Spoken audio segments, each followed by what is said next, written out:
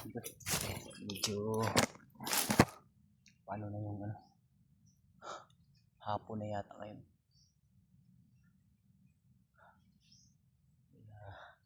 Tuloy tayo tol. Tayo piling susuko. Ang dami palang mga kasama, buti na lang naka-iwas tayo. May mga nagsadyatingan pa. At may kakaibang din tol. May kakaiba akong nakita doon. Hindi ko alam kung commander ba yun. Pero kakaiba yung aura niya. Nagulat ako dahil biglang uminit yung bandana ko. Buti na lang tol, medyo malakas-lakas na tayo, pero kailangan pa rin natin ng pahinga dahil hindi basta-basta talaga yung yung natamo natin. Hindi man tayo nasugatan, pero yung natin, yung buong katawan natin ay dahan-dahan na nanghihina dahil sinisigop ng poison.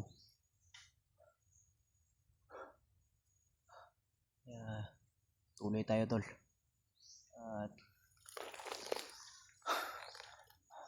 nasa na kaya yung iba nating kasamahan ngayon?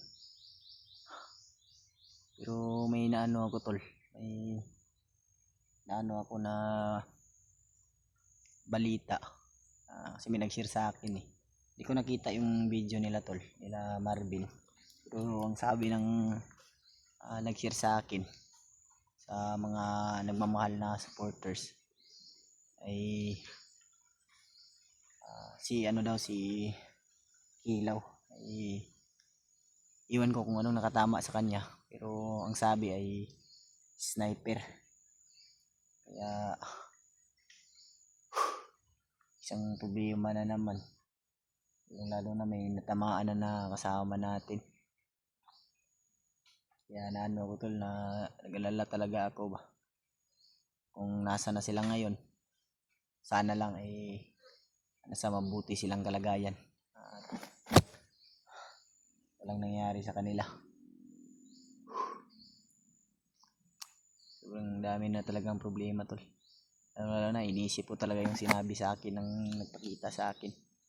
Kung si Lolo man yun, ay malamang ay yung mga sinabi niya ay magiging totoo yun, na may mas trahedya pa talaga na mangyayari. Hindi lang ito, kundi may mga darating pa na hindi natin alam. Kaya yung nabili niya sa atin na mag-ingat tayo, ay iingatan talaga natin yung sarili natin tol.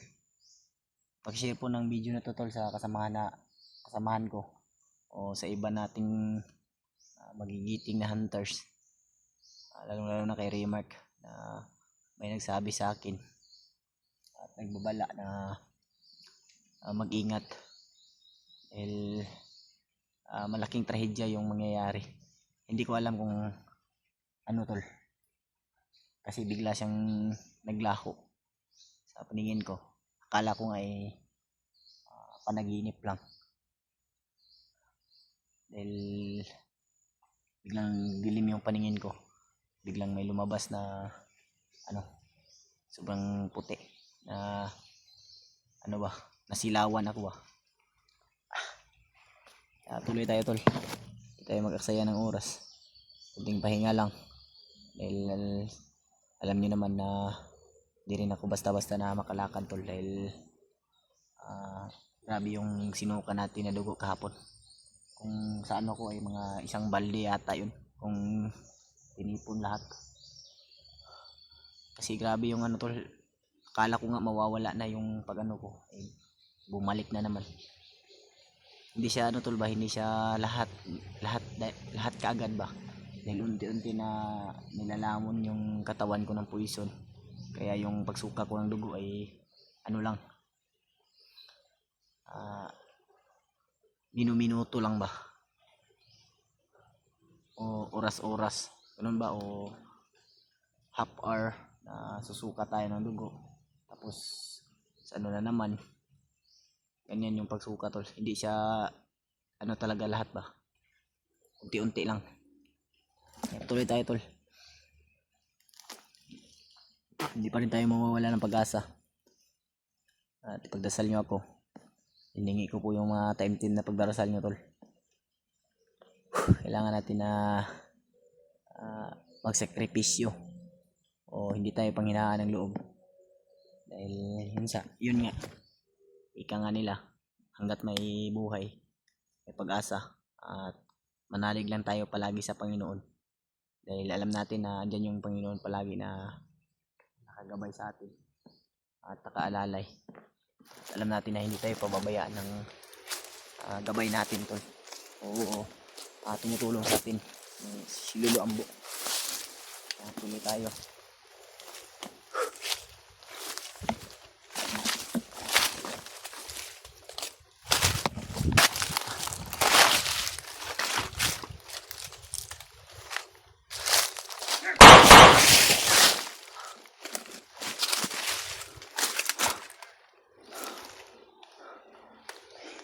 Saan galing yung may kalaban, tol? Muntik na ako ron, ah. Ah! Ah!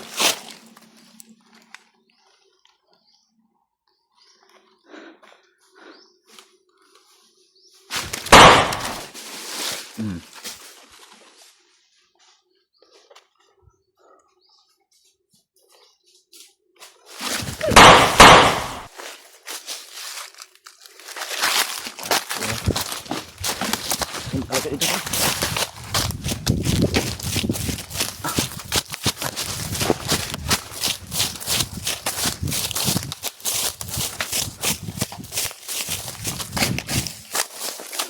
Nanti makalay. Sampai sa Quran.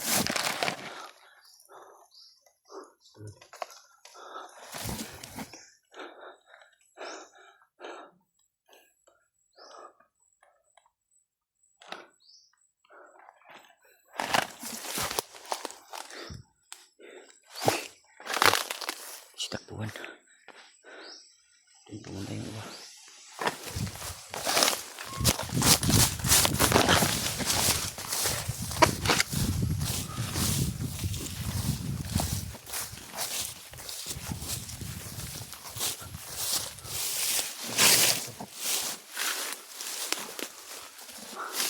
Takbuhan tayo. Na ako na. Buti nailaga natin yung bala, tol. Nakita kasi nakatago siya ng ano, tol, yung gamit kasing anahaw yata yung tawag ng kahoy na yan, tol, yung ginagamit pang bubong ba. Kaya hindi ko nakita kasi doon nakatago sa may ano na dahon, medyo palaya na ba, patay na dahon na siya, tol. Kaya hindi ko nakita, muntik na ako doon, ah. Di ba, tol? May mga nagsidatingan.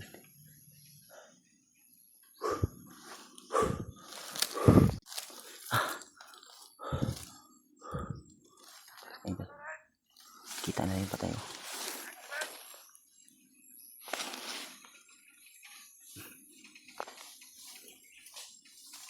Ayun pa ako.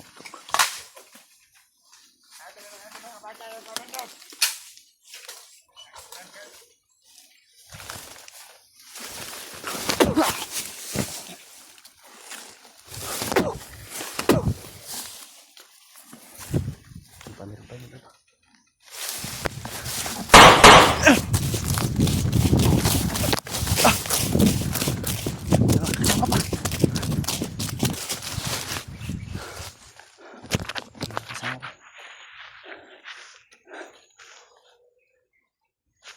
Kasama bro. Rasyon lang yung gamitin natin.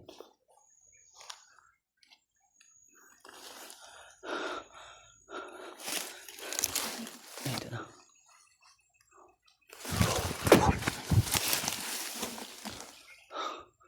Tayo ka.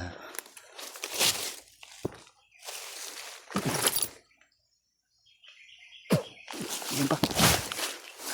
Sama pa.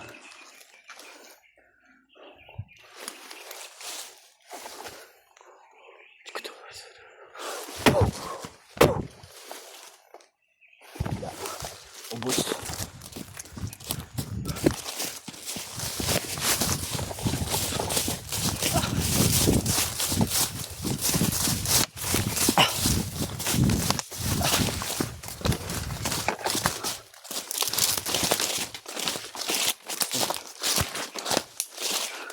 Alam mo, na-alerto sila dahil sa pagputok ng baril.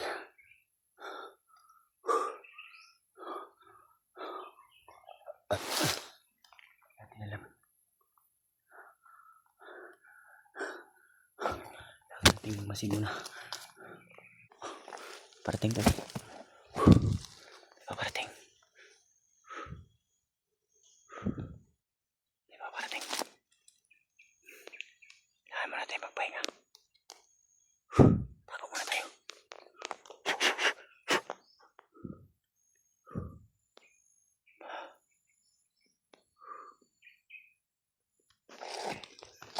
Wala.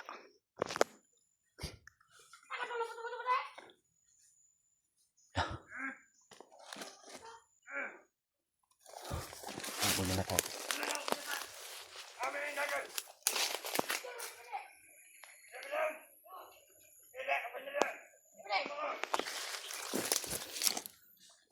Tayo tol.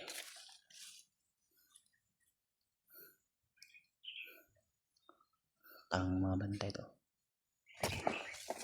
Tayo yung hinahanap nila. Huwag na tayo susugod tol. Nakatagulilong naman tayo. Yung isa doon. Akala siguro nila doon tayo tumakbo. Yung isa ay inabangan tayo dito. Ito yung nagpaabot ng ano. Mensahe. Papatay natin to. Clear natin to.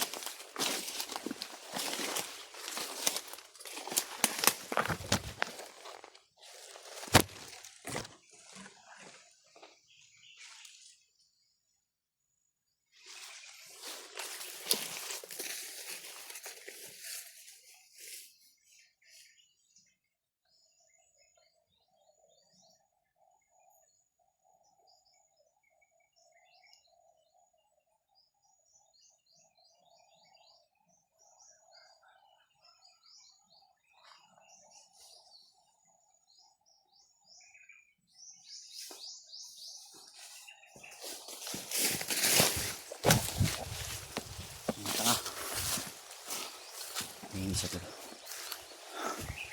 Kala siguro na dito tayo, doon tayo dumaan, kaya inabangan na tayo. Kailangan dapat na utak yung gamitin natin dito, kasi kung wala kang utak dito mahuhuli ka talaga.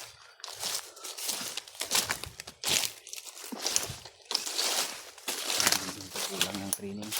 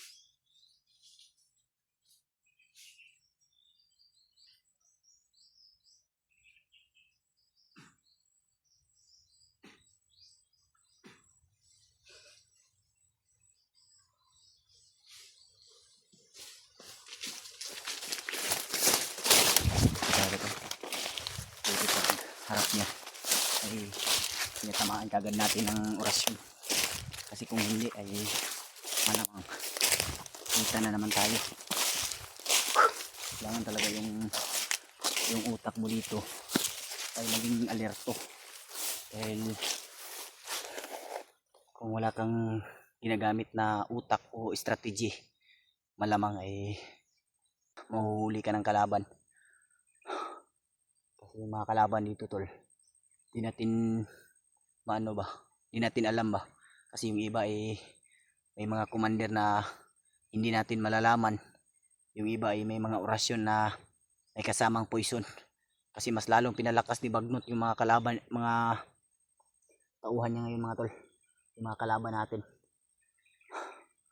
Kaya kailangan talaga na maging yung utak mo talaga palagi ay umiikot. Kasi kung hindi mo gamitin yung utak mo ay magiging delikado talaga yung buhay mo.